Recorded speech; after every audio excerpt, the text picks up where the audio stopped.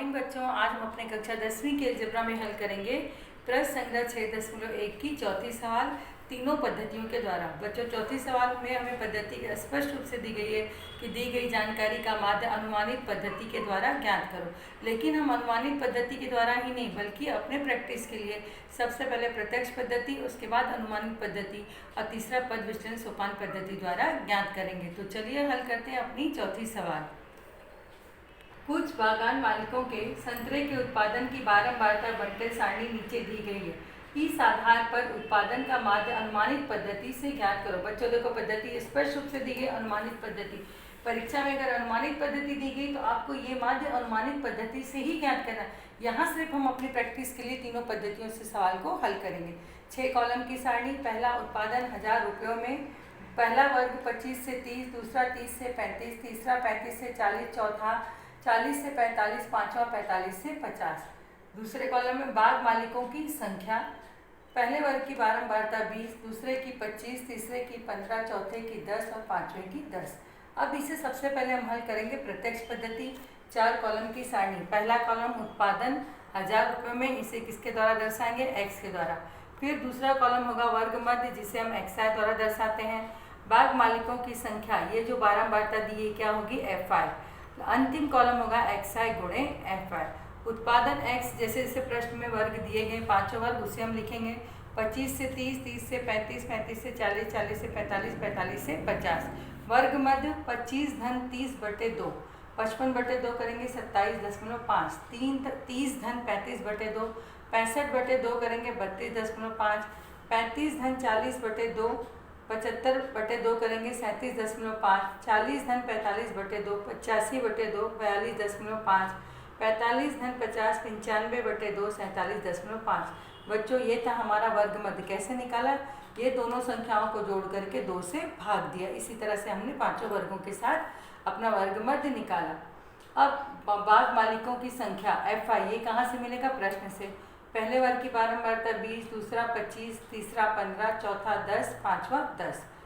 अंतिम कॉलम है एक्स आई गुणे एफ आई। 27.5 गुणे 20 करेंगे 550.0, 32.5 गुणे 25 812.5, 37.5 गुणे 15 562.5, 42.5 गुणे 10 425.0, 47.5 गुणे 10 करेंगे 475.0। अब हम पहले एफ आई कॉलम की बारंबारता का योग करेंगे। 20 धन 25 45, 45 5 50, 60 70 80। समीशन ऑफ एफ आई बराबर 80, अर्थात बारंबारता का कुल योग कितना है? 80।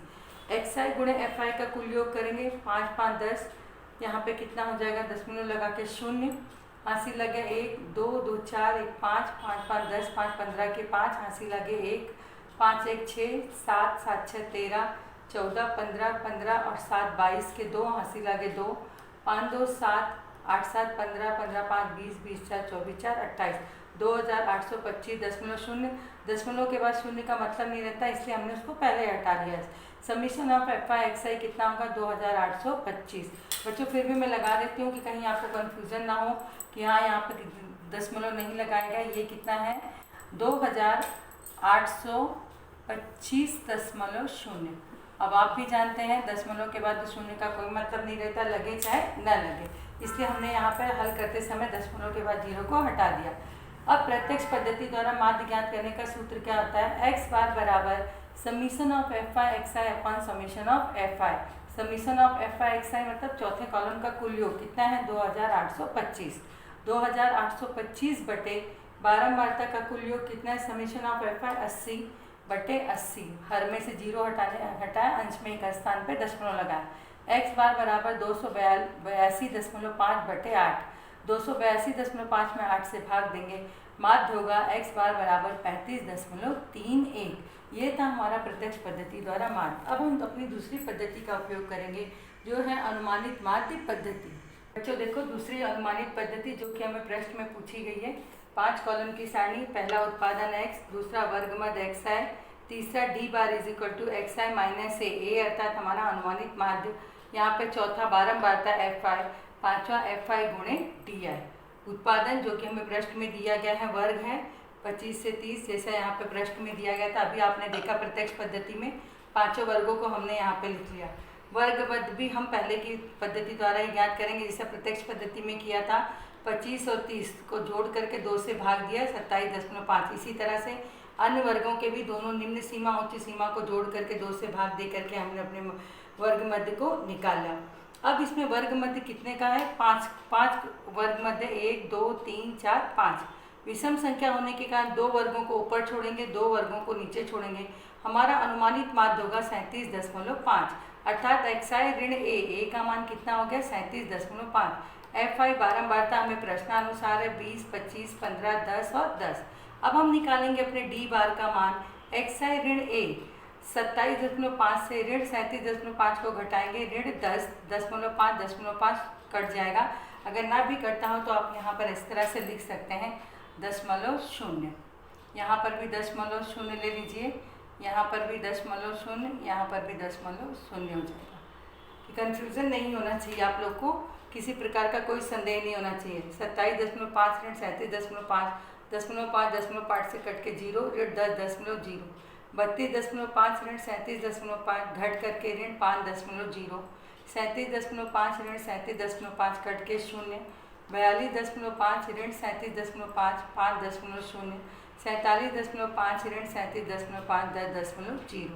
बारंबारता हमें प्रश्नानुसार हमने लिख दी है 20, 25, 15, 10, 10।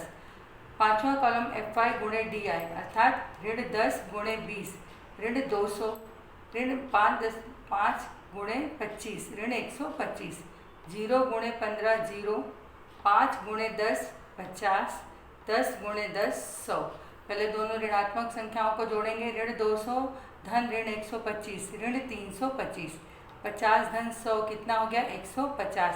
अब इस कॉलम की हम क्या ज्ञात करेंगे? कुल योग टोटल ज्ञात करेंगे। समीशन ऑफ fi di तो क्या होगा? ऋण 325 से 150 को घटा देंगे, ऋण 175। बारंबारता का कुल योग आपने प्रत्यक्ष पद्धति में देख लिया है। समीशन ऑफ fi बराबर कितना हुआ? 80। अब माध्य ज्ञात करने का सूत्र क्या होता है? अनुमानित माध्य पद्धति में सबसे पहले हमें डी बार का मान ज्ञात करना होगा। डी बार बराबर summation of fi di upon summation of fi।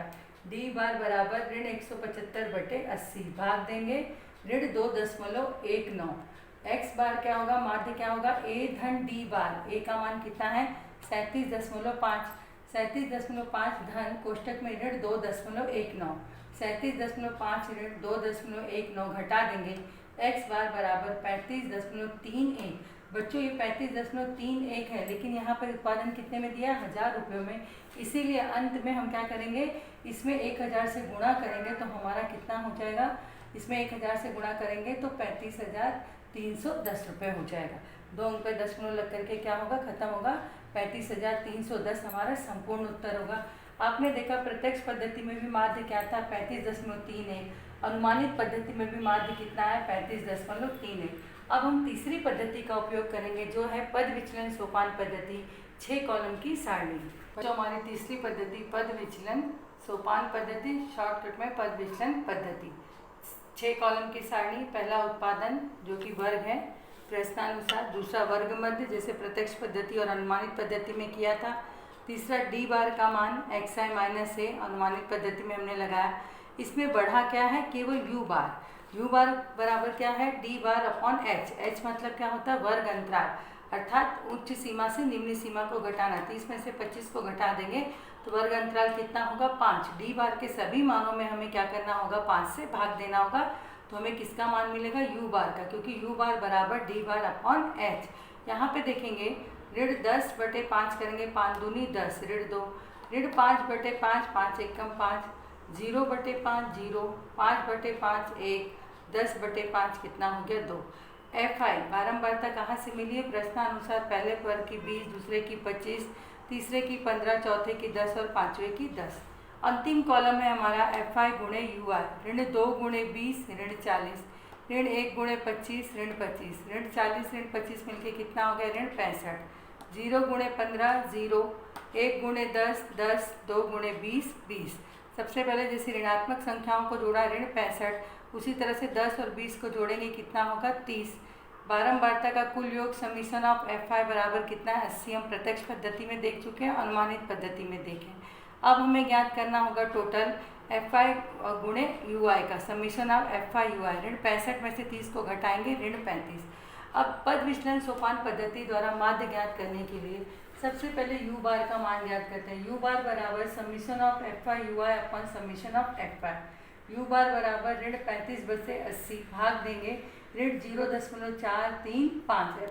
अगर दशमलव के बाद तीसरा अंक 5 या उससे ज़्यादा हो तो दूसरे अंक में 1 जोड़ देते हैं। इसका सूत्र होगा x बार बराबर a धन h u बार। x बार बराबर a का मान कितना है 37.5, एक की जगह पे 37.5 धन h का मान कितना है 5 गुणे या ये बिंदी का मतलब क्या है गुणे u बार का मान कितना है ऋण 0.435। बच्चों तीसरा अंक 5 या 5 से अधिक है तो हम दूसरे अंक में 1 जोड़ेंगे अर्थात 0.44 ऋण 0.44। x बार बराबर 37.5 धन 5 गुणे ऋण 0.44 का गुणा करेंगे तो ऋण 2.2 हो गया। x बार बराबर 37.5 धन ऋण से कोष्टक टूटा ऋण 2.2, x बार बराबर 35.3। ये था हमारा पद विचलन पद्धति द्वारा माध्य ज्ञात करना। बच्चों इस तरह से हमने अपना प्रश्न क्रमांक 4 तीनों पद्धतियों से हल किया। पहला प्रत्यक्ष पद्धति, दूसरा गृहीत माध्य पद्धति, तीसरा पद विचलन सोपान पद्धति। बच्चों इस तरह से आज हमने अपने प्रश्न संग्रह 6.1 के चौथे सवाल को हल किया। अब पांचवा और छठवां सवाल आपका होमवर्क रहेगा। आप इसे खुद तीनों पद्धतियों से हल करें। कम से कम ये तो मालूम पड़े कि आप लोगों को समझ में आ रहा है या नहीं। अगर सवाल हल करने में कोई भी कठिनाई होती है तो मेरे पर्सनल व्हाट्सएप नंबर पे जा कर के आप मुझसे पूछ सकते हैं। दोनों सवाल आपको होमवर्क में करना है, प्रश्न क्रमांक 5 और प्रश्न क्रमांक 6। आज के लिए इतना ही, धन्यवाद।